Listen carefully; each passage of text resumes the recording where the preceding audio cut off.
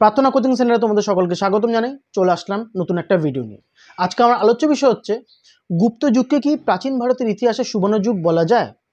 দেখো, গুপ্ত যুগে শাসন ব্যবস্থা যথেষ্ট উন্নত হয়েছিল। এছাড়াও শিল্প, ব্যবসা বাণিজ্য এবং সাহিত্য ও চিকিৎসা ক্ষেত্রেও বেশ অগ্রগতি লাভ করে। এই সমস্ত দিক বিচার করেই ঐতিহাসিকগণ গুপ্ত সাম্রাজ্যকে সুবর্ণ যুগের সাথে তুলনা করেছেন। তবে এগুলি ছাড়াও আরও বেশ কিছু কারণ আছে। যেমন প্রথম কারণ হচ্ছে রাজনৈতিক ঐক্য। এই রাজনৈতিক ঐক্যের ওপর ভিত্তি করেই গুপ্ত সাম্রাজ্য ভারতবর্ষে বিচ্ছিন্নভাবে তাদের সাম্রাজ্য বিস্তার করতে সক্ষম হয়েছিল। এছাড়াও স্কন্দগুপ্তের সময়কাল পর্যন্ত কোনো বৈদেশিক আক্রমণ তাদের ওপর আসেনি। পরবর্তী পয়েন্ট, সুশাসন ব্যবস্থা। গুপ্ত যুগেই প্রথম থেকেই সুশাসন ব্যবস্থার প্রচলন ছিল। আর এছাড়াও এই যুগে যে সমস্ত সম্রাটরা ছিল তারা ছিল উদার মানসিকতা সম্পন্ন।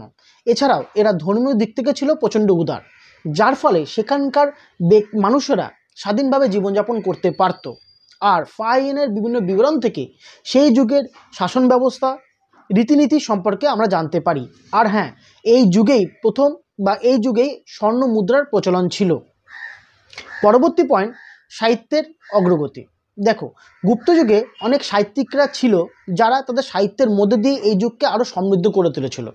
তাদের মধ্যে উল্লেখযোগ্য ছিল কালিদাস, তার লেখা অভিজ্ঞান ও শকুন্তলম, রঘুবংশম প্রভৃতি। এছাড়াও বিশাখ দত্ত উল্লেখযোগ্য একজন সাহিত্যিক ছিল। এছাড়াও রয়েছে পতঞ্জলি প্রমুখ। স্থাপত্য ভাস্কর্য। দেখো, গুপ্ত যুগে স্থাপত্য ভাস্কর্যের বেশ উন্নতি দেখা যায়, যেমন অজন্তা ইলোরা, সাঁচি স্তূপ প্রভৃতি। এছাড়াও স্থাপত্যের মধ্যে দিয়ে বিভিন্ন বৌদ্ধ মূর্তি, এছাড়াও বিষ্ণু মন্দির, বিভিন্ন হিন্দু দেবদেবীদের মন্দির এই যুগের অন্যতম স্থাপত্য বলা চলে। পরবর্তী পয়েন্ট, চিকিৎসা এবং বিজ্ঞানের ক্ষেত্রে অগ্রগতি। দেখো, গুপ্ত যুগ এতটাই সমৃদ্ধ ছিল যার ফলে সেই যুগের যে বিজ্ঞান এবং চিকিৎসা ছিল তা অত্যন্ত উন্নত হয়েছিল। এই যুগেই প্রথম আর্যভট্ট শূন্যের আবিষ্কার করে। এছাড়াও এই আর্যভট্টের দ্বারাই বা আর্যভট্টের হাত ধরেই আমরা সেই যুগে জোয়ার ভাটা সম্পর্কে আলোচনা করেছিলেন। এছাড়া সেই যুগেই ব্রহ্মগুপ্ত ছিলেন যিনি প্রথম মাধ্যাকর্ষণ শক্তি সম্পর্কে আলোচনা করেন। এছাড়া উল্লেখযোগ্য জ্যোতির্বিজ্ঞানী ছিলেন বরাহমিহির। এবং গুপ্ত যুগে বা গুপ্ত সাম্রাজ্যে অশ্বশাস্ত্র এবং হস্তি আয়ুর্বেদ নামে একটি পশু চিকিৎসার গ্রন্থ রচিত হয়েছিল। এছাড়া চরক এবং সুশ্রুতের হাত ধরেই এক নতুন চিকিৎসার গ্রন্থ আবিষ্কার হয়। পরবর্তী পয়েন্ট, আর্থিক সমৃদ্ধি। দেখো, গুপ্ত যুগে সাহিত্যিক, স্থাপত্য ভাস্কর্য এই সমস্ত অগ্রগতি ঘটেছিল। সবচেয়ে আরও যে ব্যবসা বাণিজ্য ছিল সেটাও অত্যন্ত উন্নত হয়েছিল। যেমন কৃষিক্ষেত্র তো আছে, এর পাশাপাশি বিভিন্ন ব্যবসা বাণিজ্য যেরকম হচ্ছে গিয়ে চর্মশিল্প, ধাতু শিল্প, এমনকি লৌহ শিল্পের বেশ অগ্রগতি ঘটে।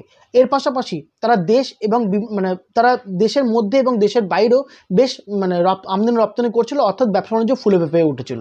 আর এর হাত ধরেই রাজকোষাগার পুরো পরিপূর্ণ ছিল অর্থের দ্বারা।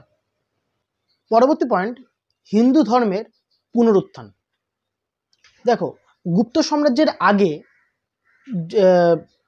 ইন্দ্র, বরুণ এই সমস্ত দেবতার পুজো করা হতো, কিন্তু গুপ্ত সাম্রাজ্যের গুপ্ত সাম্রাজ্যের সময় থেকে একটু চেঞ্জ হয়, একটু পরিবর্তন আসে। তখন থেকে পুজো হয় শিব, বিষ্ণু এবং সূর্য দেবতার পুজো করা হয়। এছাড়াও রীতিনীতিরও বেশ কিছু পরিবর্তন আসে এবং নতুন নতুন আচার অনুষ্ঠানও ব্যবহার দেখা যায়। এই সমস্ত কারণের জন্যই ঐতিহাসিকগণ গুপ্ত সাম্রাজ্যকে সুবর্ণ যুগের সাথে তুলনা করেছেন।